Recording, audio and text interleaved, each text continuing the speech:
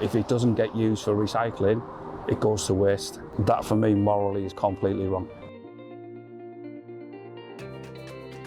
As part of our National Highways Net Zero strategy, we want to understand how we can decarbonise asphalt.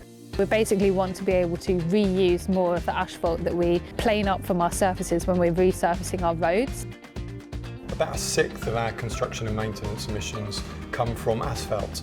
We need to bring in new materials, new processes, new additives into asphalt to lower the carbon footprint. So we're looking at this polymer modified bitumen and a biorejuvenator. It's going to help improve the performance of that recycled asphalt and mean that we can put more recycled asphalt in when we are resurfacing our roads.